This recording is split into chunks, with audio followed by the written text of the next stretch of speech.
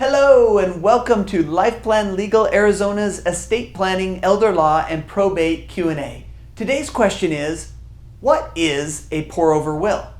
A pour-over will is a supplementing document to a trust you have created.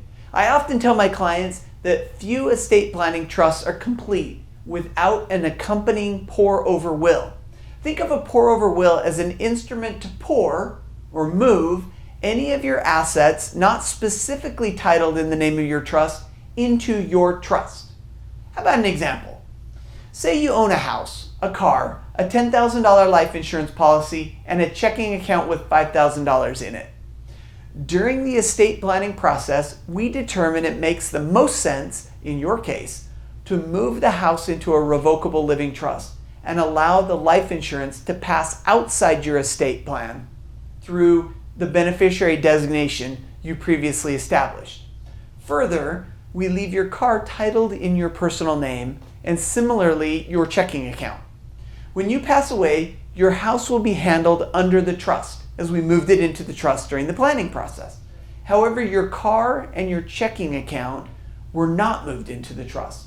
How do we get them into the trust after you pass?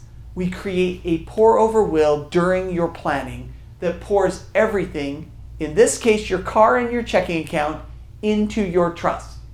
Why is this important? To make sure all of your property is covered like a safety net. Also, your personal representative has one clear instructional document to handle your entire estate. In additional videos, we talk about the advantage of trusts and the difference between wills and trusts. For this video, an easy way to think about a pour-over will is that it takes all your non-trust assets and makes them trust assets. Keep in mind that every estate plan is slightly different, and the benefits for one estate may not be the same benefit for your estate. The above example was used to illustrate the definition of a pour-over will and not a recommendation that you leave a car or a checking account out of the trust funding process.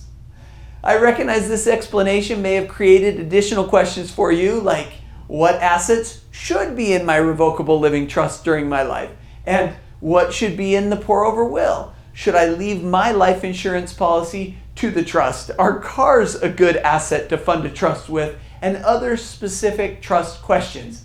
These are all answered in other videos. Check them out on our FAQ page or on YouTube. Thank you for watching. I hope that you enjoyed this week's Q&A. Before you go, let me invite you to support our mission of helping 10,000 Arizona families prevent conflict through proper estate planning. If you or someone you love would like to join our growing family of 5-star happy clients, schedule your free consultation by calling 602-910-4068 and visit lifeplanlegalaz.com. Don't forget to subscribe.